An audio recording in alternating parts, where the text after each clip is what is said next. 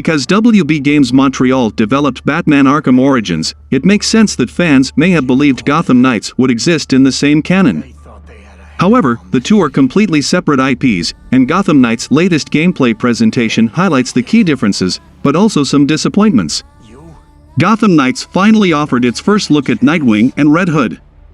But instead of a simple showcase of combat and traversal, game director Jeff Ellener has offered a bit of insight into what Gotham Knights' RPG elements and gear features will look like and how moment-to-moment gameplay will look in Gotham City's open world. The showcase disappointed me in a few ways, where the Batgirl gameplay from the previous showing was way more polished and less stiff. Let's talk about what they showcased there, and I'll give my thoughts on the things that are present in the showcase in between. Gotham Knights open world is briefly depicted with a look at two random crime events that players can thwart and resolve, such as an illegal hack or an illegal shipment. The latter of which is shown as a vehicle pursuit that appears similar to the vehicle chases in Marvel's Spider-Man. Gotham Knights' newest gameplay presentation also shares a first look at the Belfry, the player's base of operations where the titular knights will interact out of costume. Gotham Knights features a holographic, 3D map that tracks important landmarks, waypoints, faction presence, and criminal activity. For example, the mission detail blurb for the Powers Club describes what the difficulty will be for the player, which is most likely relative to how far they are in the story or how many levels and upgrades they have. The video shows how upgrades will look in Gotham Knights, where players will need to use blueprints and crafting materials at the Belfry's workbench to create suits with different appearances, mod chips, and stats. There are a plethora of different crafting materials with which players upgrade and craft their inventory, which includes suits, melee weapons, and ranged weapons. Nightwing, for example, is shown to have cryogenic Eskrima sticks as his equipped melee weapons, and modular cryogenic darts as his equipped ranged weapon. Further, the gameplay presentation seems to confirm that Gotham Knights will be single-player or two-player only, as opposed to a recent rumor that suggested four-player capability would be available. Fast travel is also available in Gotham Knights with a larger glider mechanism called the Fast Bat that seemingly drops players at their desired location. This presentation seems to only skim the surface of what progression could look like in Gotham Knights, but it gives players a lot to digest in the meantime.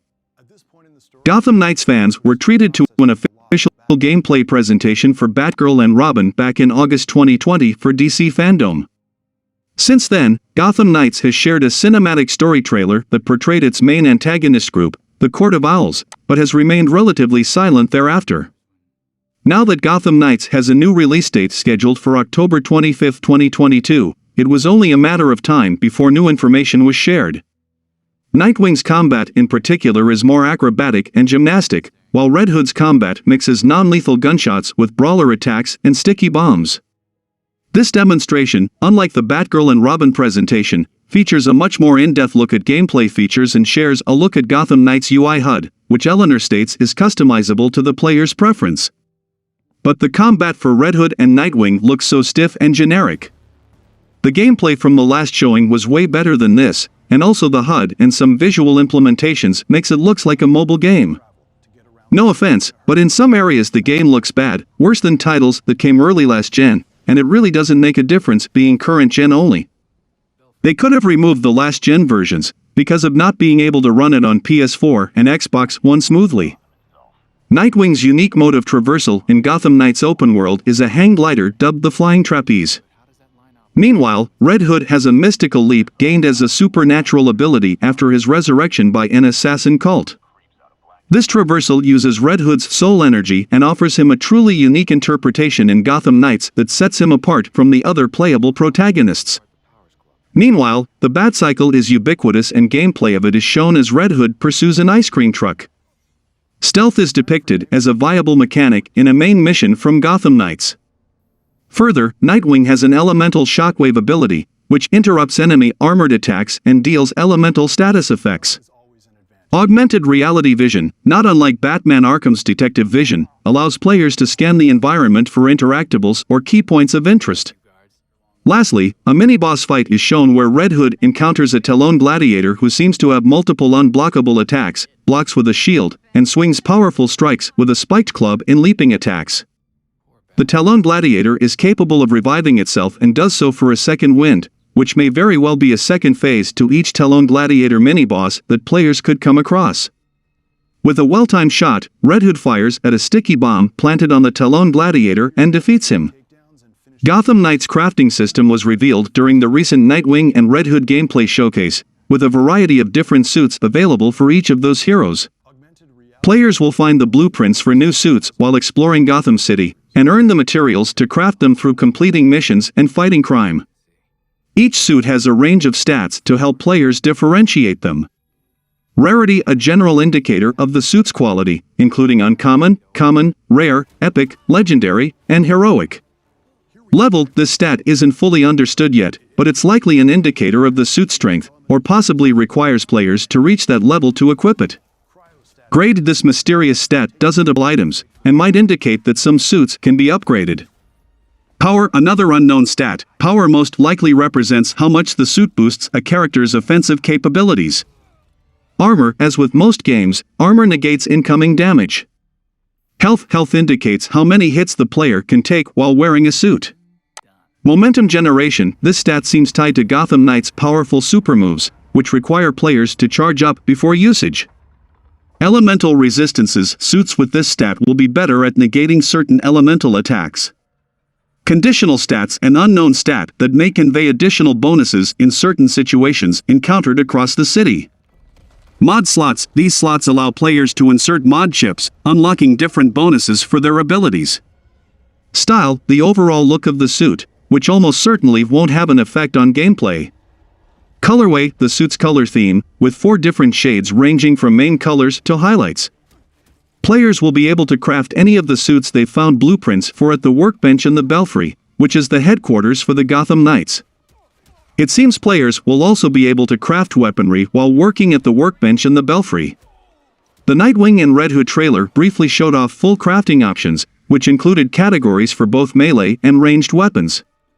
While it's unlikely equipped weapons will change a character's overall fighting style or animations, they do seem to offer unique bonuses. The melee weapons that Nightwing has equipped in the latest gameplay showcase are cryogenic Eskrima sticks, which have rarity, level, and melee power stats. They also seem to contain mod slots like the suits, though it's unclear whether these will use the same mod chips or a different set. Finally, the melee and ranged weapons each have a base power rating, as well as an elemental symbol indicating whatever special kind of damage they may inflict upon enemies. Both Nightwing's cryogenic Eskrima sticks and modular cryogenic darts are marked with a snowflake symbol, indicating they deal cold damage befitting their cryogenic moniker. This elemental damage can also cause special status effects, and it's possible to see Nightwing briefly freeze an enemy using these sticks. How crafting will affect every tool in the team's arsenal remains to be seen, so we will have to wait for more details in future trailers. When WB Interactive first introduced Gotham Knights, the question on many fans' minds regarded how many heroes could fight together at one time and how many players could control them. Well, with a recent gameplay overview for Nightwing and Redhood, that question has finally been fully answered to the disappointment of some fans following a recent rumor from the PlayStation Store. News broke a few days ago about the listing for Gotham Knights on the PlayStation Store, claiming that the game would come with 4-player co-op when played online. However, it would seem that WB Games Montreal never intended for this to be the amount of players able to jump into missions together, either local or online. As has now been corrected on the PlayStation Store, Gotham Knights will come with 2-player co-op when playing online, instead of the 4 players that the earlier listing had shown. Additionally, the recent gameplay footage for the game includes wording that implies that 2-player was always the intended way for fans to team up while online. All of this confirms that multiplayer will be limited to 2 players when online and single player when playing offline. However, this may be for the best if WB Montreal's previous comments through interviews and gameplay reveals regarding online co-op is to be taken at face value. This 2-player limit on the multiplayer remains in line with previous comments made by the developer during interviews with IGN, GamesRadar, and other media outlets. According to WB Montreal, including 4-player multiplayer would require building the experience around that many characters being playing together at once. Essentially, keeping Gotham Knights combat designed for 2 players instead of 4 implies not only tighter combat encounters, but also pushes the dynamic duo motif that is so popular in Batman-related media. The decision not to allow 4 players to join together in Gotham Knights might be disappointing to some fans who saw the 4 playable characters and hoped to jump into combat with all of them. However, if allowing for extra players in each encounter meant redesigning the entire game around the mechanic, the solo and 2-player gameplay might have suffered as a result. Again, from a practical standpoint, not including universal 4-player co-op might make sense, despite Gotham Knights making the jump to an entirely next-gen game. 4-player co-op requires a lot of factors to work together in tandem: gameplay and hero balance, environmental design, objective design, among other aspects that could complicate development. Limiting co-op gameplay to 2-player was probably more conducive to creating a balanced and rewarding combat experience, at least for a majority of the game. Plenty of other action RPGs have struggled with power creep and unbalanced fights once additional players are brought into the fray. Avengers in particular is the most recent and relevant example of an unbalanced gameplay experience in co-op play. Even putting aside criticisms of the game's loot systems, the androgynous lack of enemy variety alongside the game's disappointing co-op interactivity makes Avengers a pretty bland multiplayer affair. There's very little opportunity to truly work together to defeat enemies or accomplish tasks, outside just mashing on high-health enemies. Gotham Knights, on the other hand, seems to have ample opportunity for 2 players to work together and defeat enemies with team attacks and strategy, but it's only 2 players instead of the potential of 4.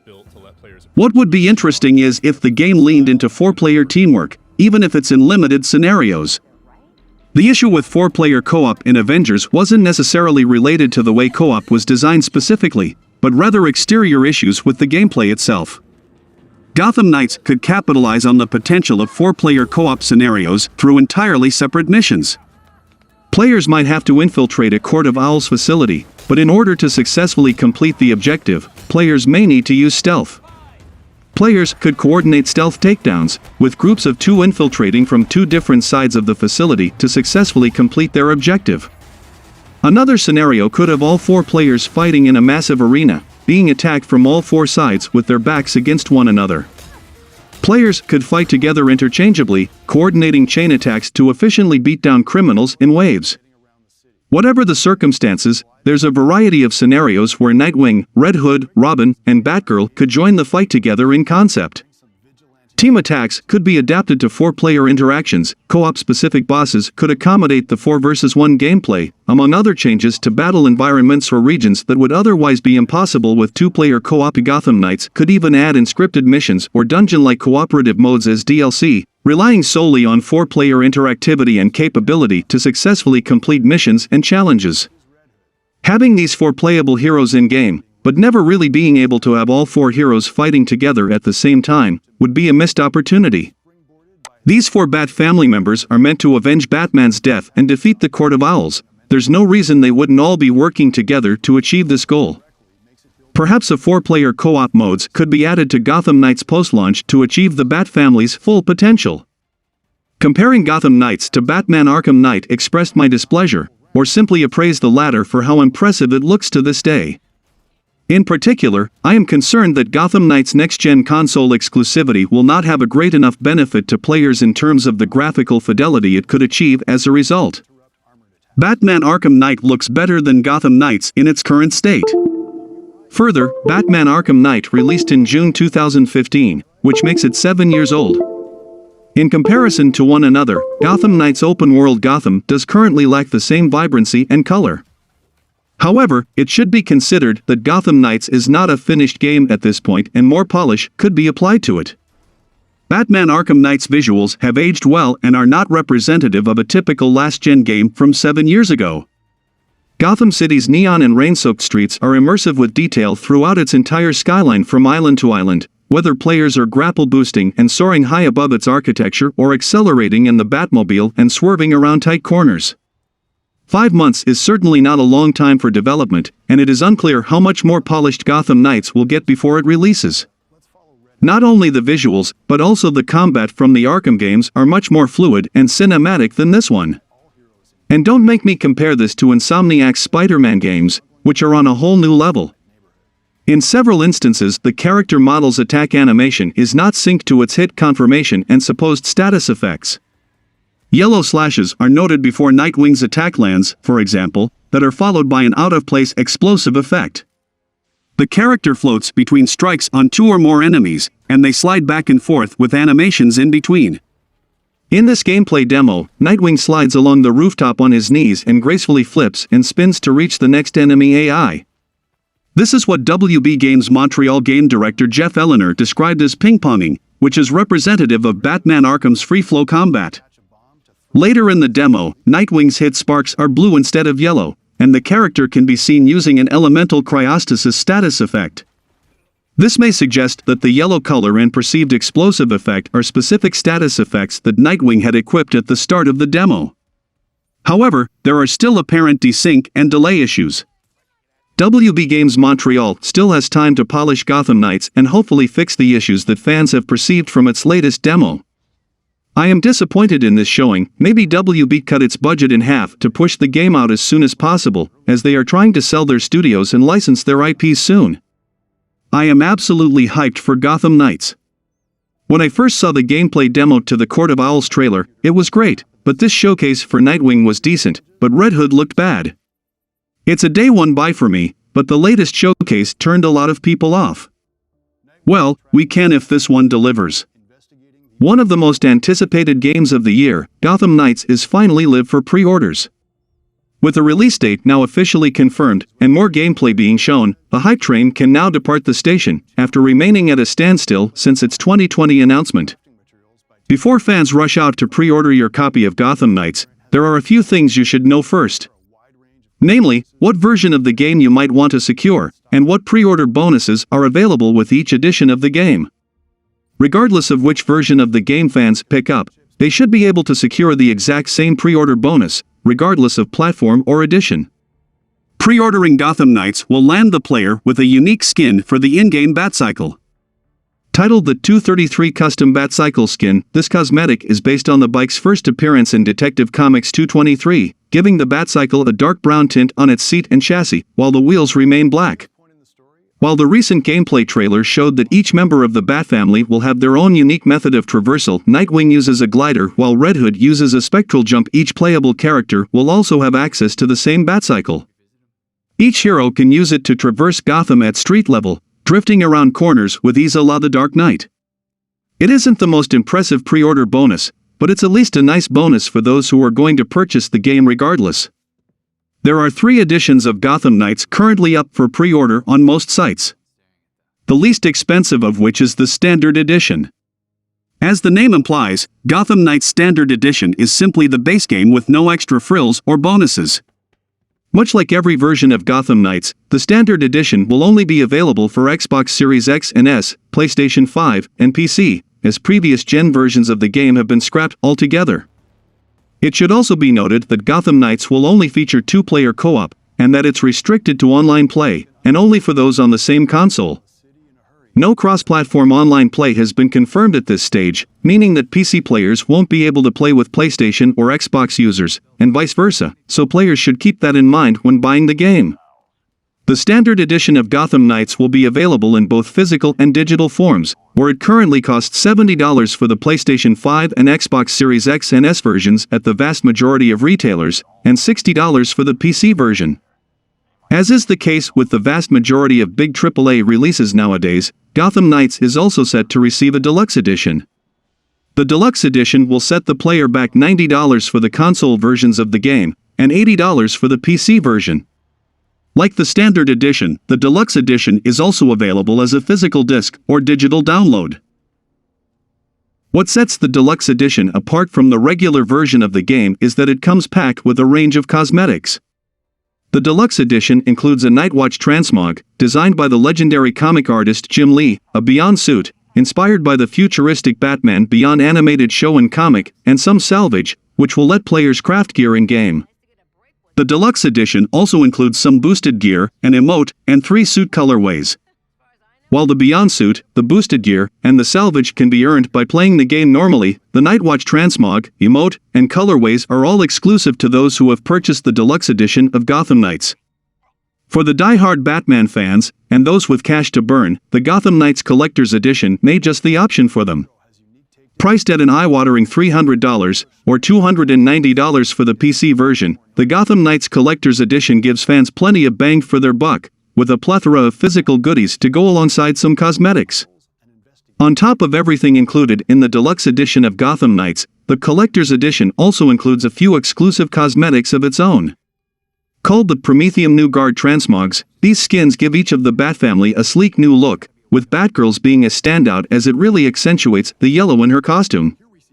A beautifully designed game case is also included, lined with LEDs and packed with a 16-page art book filled with concept art for the game.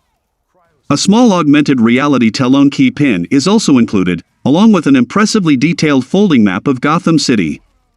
However, the centerpiece of the Gotham Knights Collector's Edition, and by far the most impressive aspect of this version, is the large exclusive statue.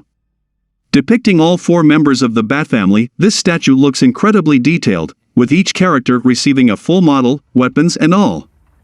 The stances of the characters may not be the most dynamic, but there's enough implied action to make it an impressive shelf piece. To top everything off, the Collector's Edition also comes with a certificate of authenticity, signed by Jim Lee himself. For many, the staggering price point of this edition will just simply be too much, but for those fans that already have a deep connection with these characters and setting, the $300 might be worth it.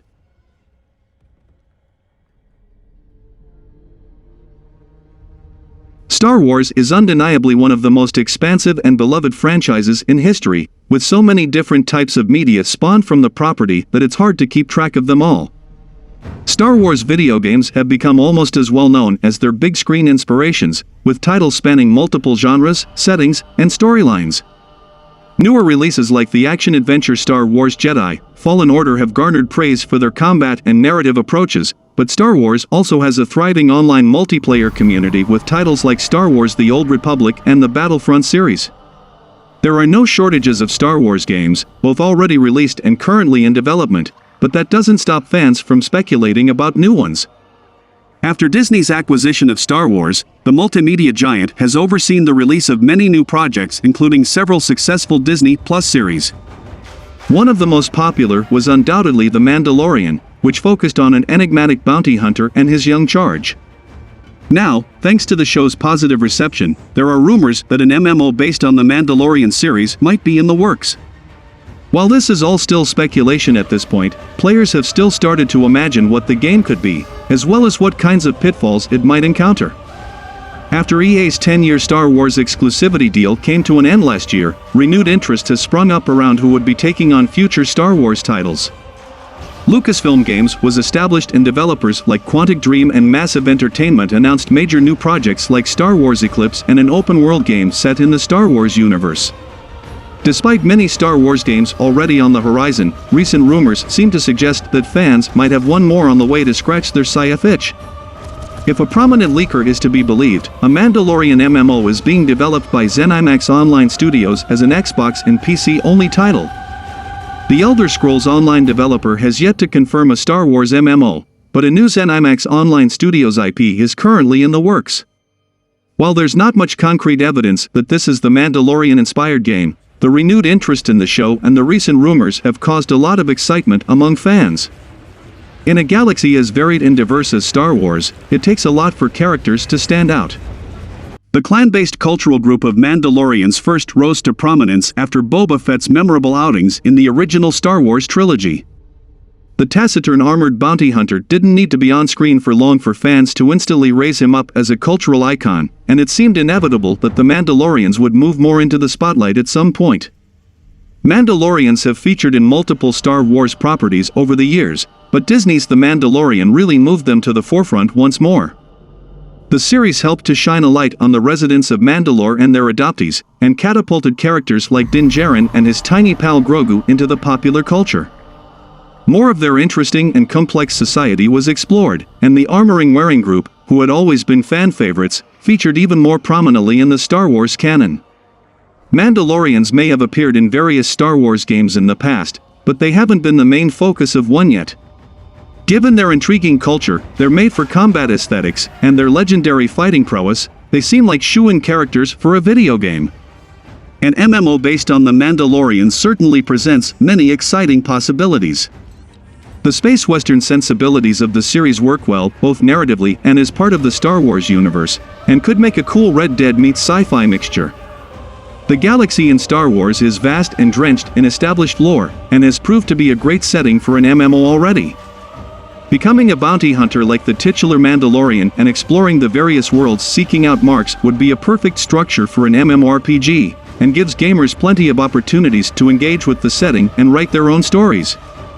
The idea of an MMO based on the Mandalorian has a lot of points in its favor, but it could suffer from one major setback.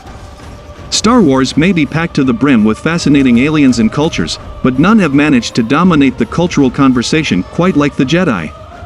Their iconic weaponry and undeniably amazing abilities mean that they outshine every other faction in the galaxy in the opinions of a lot of fans, and there's a reason that almost every single piece of Star Wars media has focused on or at least featured them. While Jedi make an appearance in The Mandalorian, the series made a conscious move away from this aspect of the Star Wars universe, and it would be hard to imagine the game wanting to reverse this. Some fans still lament the fate of Star Wars 1313, which was set to follow Boba Fett as he explored the subterranean levels of Coruscant. The cancelled game was meant to be a mashup of bounty hunting and Uncharted, and despite being first revealed a decade ago, it still resurfaces every once in a while as players wonder what could have been. Although there were various reasons the game ended up never being completed, it's telling that the bounty hunter-focused title couldn't quite make it to release, especially given its reliance on cover-based shooting and weaponry over force powers.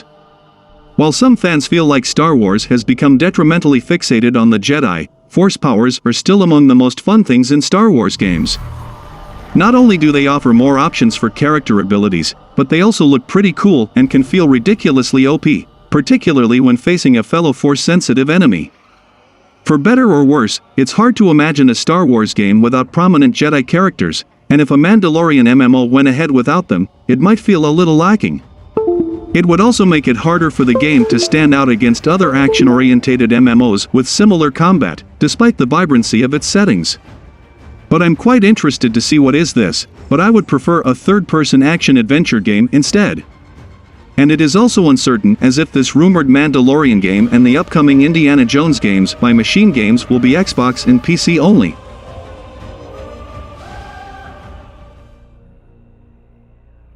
Speaking of Xbox Live users are currently dealing with severe issues that prevent them from playing digital games or streaming titles through the cloud.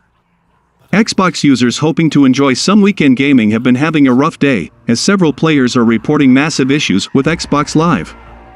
What makes this partial outage so problematic is that the problems are not just impacting online connectivity, but preventing users from accessing digital content in general. While this issue was eventually solved, new problems came about shortly after.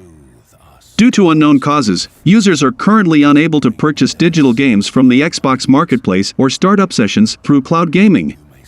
However, this is just the tip of the iceberg. Not only are Xbox users unable to buy new games or use Xbox's cloud gaming services, but they are also unable to access their digital games. Even if players have a digital game fully downloaded or are attempting to load up an Xbox Game Pass title that they have already played for hours, they may be unable to launch the game at all. It goes without saying that this is a massive issue, though the official Xbox support Twitter account has confirmed that the problems are being investigated and that a fix is currently in the works. Just 3 hours after the tweet was posted saying that gamers could get back to enjoying their weekend and playing their favorite Xbox titles, a post mentioned that the same problems with launching and purchasing games had come back around. Cloud gaming sessions are still unable to be started as well. No ETA has been provided for a fix, so players will want to keep an eye on social media for updates. On the Xbox support website, fans can get a look at the current Xbox Live status and keep an eye on the issues. Currently, a majority of services are up and running, with multiplayer gaming, friends and social activity, and account and profile all listed as up and running. The sections marked as limited are cloud gaming, games and gaming, and store and subscriptions. The issues in question apply to the Xbox Series X and S, Xbox One, and Xbox 360 consoles, so all gamers in the Xbox ecosystem could be impacted by the problems. Hopefully, a fix for this Xbox Live problem comes sooner rather than later, with said solution being more permanent than the one from earlier today. With Xbox fans unable to play their digital games, stream from the cloud, or add to their game collection, many are understandably frustrated. The most glaring issue regarding the digital era of games that was brought to the forefront over the past few days of Xbox Live problems is how dependent the industry is with online services. In the case of Xbox Live, users were suddenly disillusioned by just how much of their console-based gaming experience is reliant on working servers and an established internet connection, even if online functionality should theoretically not be required. Without an established connection to Xbox Live, players found their accounts completely unable to verify their membership statuses to a litany of services. That means the entirety of their Xbox Game Pass library was made obsolete, as well as any games that were purchased in a digital form via the Xbox Store. With a large amount of users conducting the majority of their gaming via these mediums, their entire console may become essentially useless while these kinds of network issues are impacting the experience. This severity is only compounded when players take the popular Xbox Series S console into consideration. This current-gen console is a more affordable alternative to the Xbox Series X, with less capable internal hardware and no physical disk drive. By design, all games owned on a Series S console can only come from digital online sources, making it entirely reliant on digital media. The same can be said for certain digital-only models of Sony's PlayStation 5, but 98% of games on the PS5 are playable offline whether it is physical or digital, unlike the DRM'd Xbox consoles. If Xbox Live is to suffer seriously sustained outages in the way it has done historically, not to mention other services like PSN, the potential problems are now much larger than simply being unable to participate in online multiplayer modes. Instead, the basic functionality of the console is now contingent upon Xbox Live, and this trend does not appear to be slowing down anytime soon. Hopefully Microsoft and other developers are able to shore up their servers to avoid frequent downtime, and Xbox needs to find a way to fix the DRM problem. It is pretty hard to do that, as it is embedded into the Xbox hardware, but they have to fix it. Single-player games and single-player campaigns must be playable offline. Speaking of Xbox news, Bethesda announces it is delaying 2 games, including the highly anticipated Starfield, and reveals their new release windows. Last year, Bethesda announced Starfield's release date as November 11, 2022. This has always been a special date for Bethesda, and some may recognize it as the anniversary of Skyrim's release. While this release date announcement came incredibly early, it made sense. Bethesda has also iterated time and again that it was confident it could meet Starfield's release date. However, in a shocking announcement, Bethesda has delayed the highly anticipated sci-fi RPG, as well as Arcane Studios' Redfall. Starfield was positioned as one of the biggest releases of the coming holiday season, particularly for Xbox. Starfield's delay means that there is currently no major Xbox first-party exclusive set for the busiest gaming season of the year. It should be noted, however, that this could easily change at the upcoming Xbox and Bethesda Games showcase. In an announcement on its social media page, Bethesda confirmed the delays of both Starfield and Redfall, revealing they will now release in the first half of 2023. This delay, depending on when exactly it releases, means Starfield could hit the market 2 to 7 months later than intended. Redfall never had a publicly revealed release date, just a release window. On the one hand, the past couple of years have seen a ton of delays, but on the other hand, this one is shocking simply because of how special the date was to Bethesda. Bethesda and Arcane are both dedicated to releasing their games in the most polished state they can, which is the reason given for this delay. Bethesda ended the announcement by saying it can't wait to show fans gameplay of Starfield and Redfall soon, perhaps suggesting both games will still be at the Xbox and Bethesda Games showcase. Both were pretty much a given before, and it's unlikely that they'll skip it now. This breaks Bethesda's typical approach of a big reveal over summer followed by a release later that year, but if this results in a better game at launch, then many will be happy. Recently, a former Bethesda employee leaked a few Starfield details and commented on the possibility of a delay. While they suggested it was possible, they also suggested Bethesda may cut content to meet the now-delayed release date. They actually suggested the game has too much content, with Bethesda focused on finding the fun and working out bugs in this overabundance of content, but ultimately how all of this shakes out remains to be seen. As for Xbox Game Studios titles as a whole, it's not yet known how Microsoft plans to patch the hole left in its lineup for the year. Many fans are expecting Turn 10 Studios' Forza Motorsport to be released this year. However, Microsoft has not yet confirmed whether this is planned or not. 2022 is looking real spooky for Xbox. As I said several times, they need to show gameplay. CGI trailers are good for a first-time initial reveal, but releasing concept arts and showing CGI for games that are supposed to be releasing in the same year is just unacceptable. All that roundtable talking about the factions, world and music in Starfield by Todd Howard and his team at Bethesda really did make delay more frustrating. I am not against game delays. A delay is good for more polish and to avoid a Cyberpunk 2077 situation, but delaying games and not providing anything solid in between is crazy.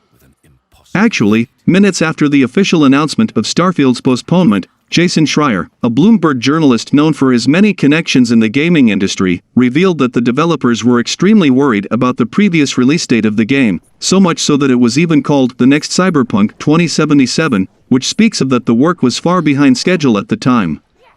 This past spring before E3, he spoke to some of the people working on Starfield who were extremely concerned that they wouldn't be able to complete the work by the November 11, 2022 date based on the progress they had made so far. The next Cyberpunk is a term that has been buzzing around. Schreier's comparison to Cyberpunk 2077 suggests that Starfield was indeed behind schedule, and so there are fears that the game might have had performance problems and a lot of bugs at launch, like a typical Bethesda game. Which is somewhat in line with the official reasons for the delay, as Bethesda claims that players will get the best and most polished version of Starfield this way. Whatever, I need to see what are they bringing to the table at the upcoming showcase, and also how Starfield delivers.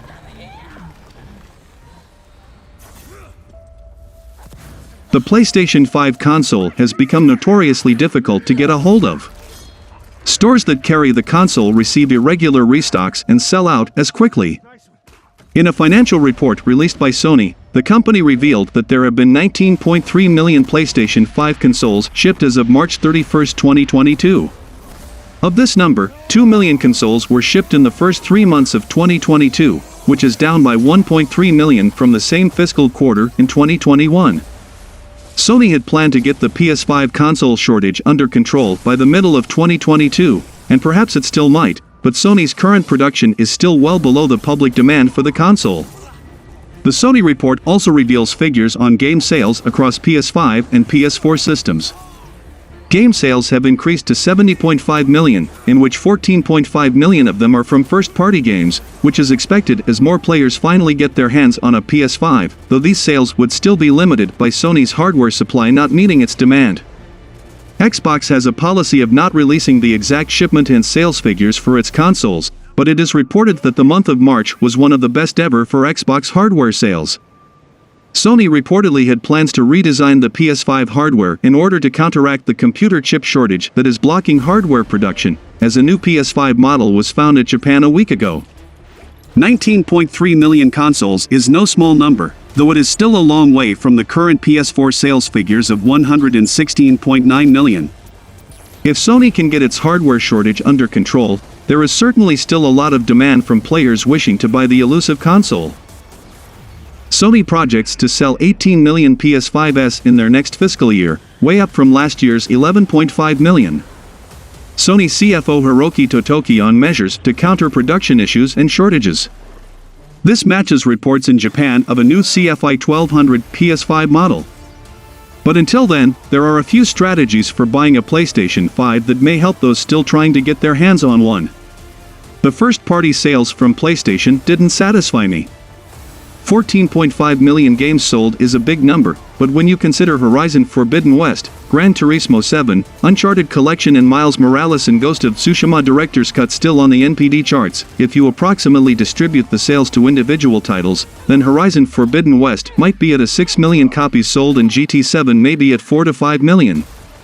That's below my expectations, as Horizon should be already at more than 10 million now. The media narrative and bias in Elden Ring really deteriorated the sales of Horizon. Horizon is a better game, but the casuals who kept their faith on the media ran with the hype, only to find disappointment. It is what it is, but I hope Horizon and GT7 have long legs, at least for a couple of years, to surpass that 20 million mark, and also the PC porting strategy of Sony would have affected its potential sales. Recently it was announced that the LEGO Group and Epic Games were entering into a long-term partnership in order to build a family-friendly metaverse, which the companies hope will be able to teach children life skills while maintaining a safe environment online. This partnership has since developed further and now involves another major entertainment media company, along with several high-level investments in Epic Games. In April 2021, Epic Games had acquired $1 billion in funding from various investors. Sony was responsible for $200 million of this, as it was seeking to promote a long-term vision for the metaverse. Sony and Kirkby appear to still be dedicated to this vision, as both companies have now invested a further $1 billion each into Epic Games in order to continue forward with this family-friendly metaverse project. It seems that the project is planning to use Epic's game engine with Sony's technology, while leaving the design and nature of the metaverse itself to Kirkby and the LEGO Group. The game engine in question must be Unreal Engine 5, which is already being utilized for multiple game titles.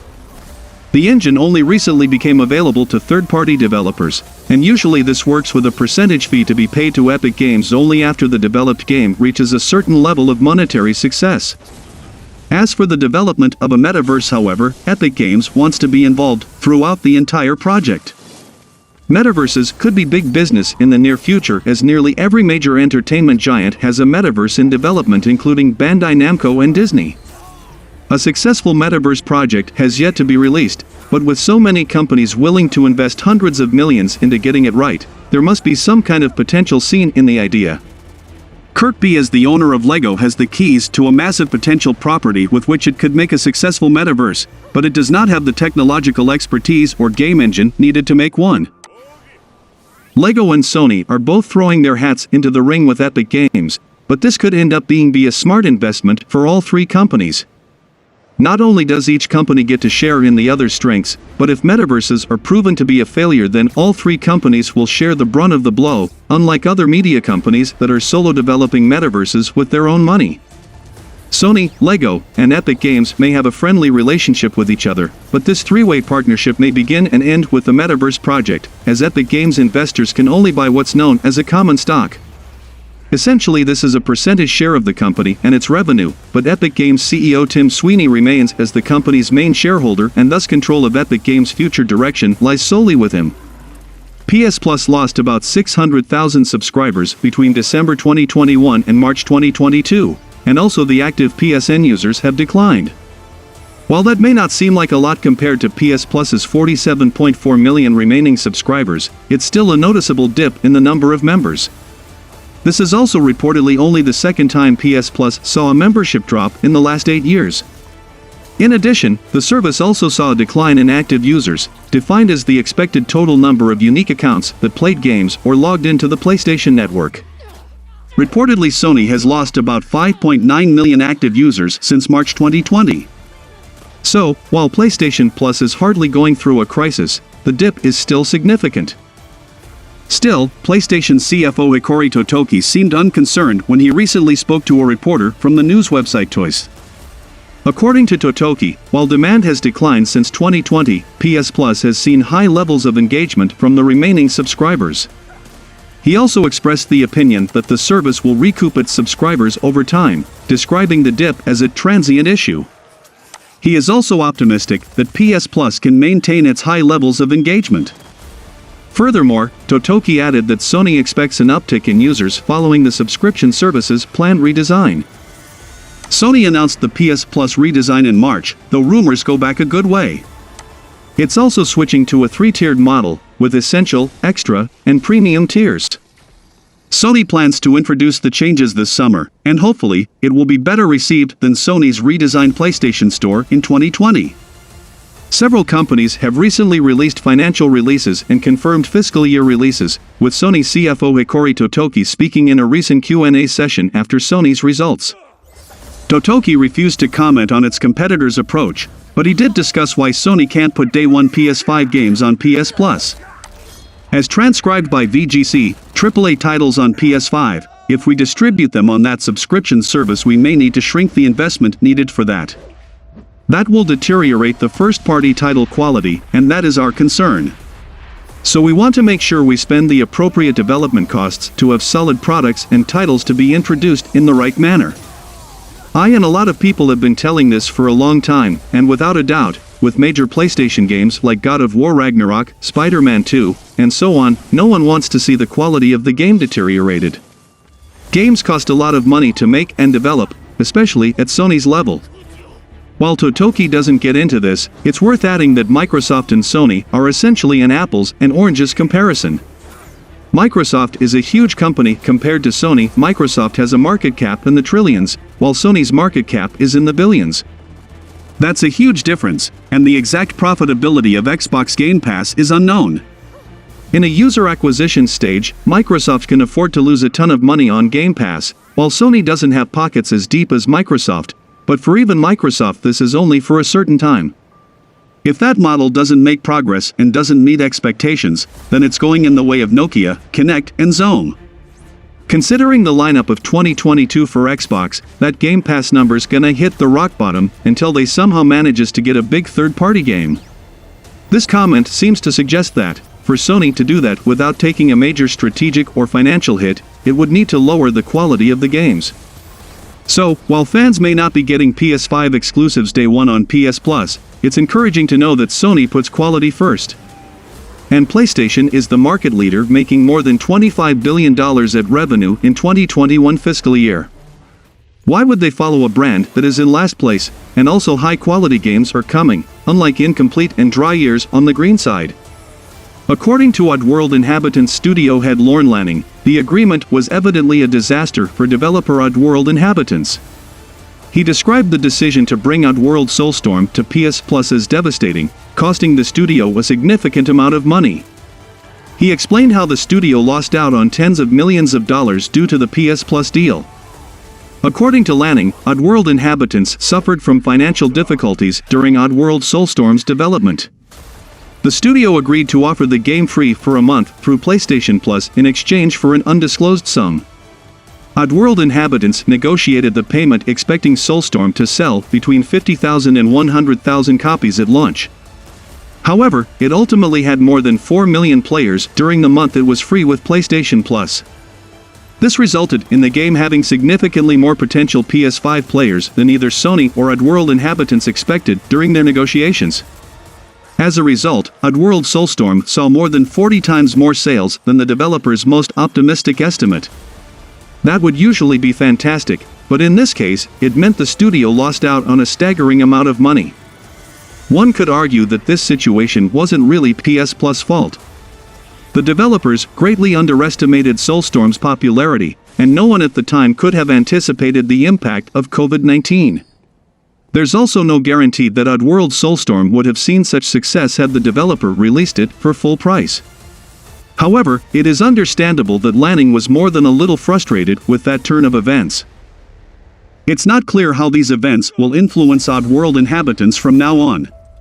However, it might be a while before the studio considers working with PS Plus again. Whether that means it will stay away from Xbox Game Pass as well is also anyone's guess.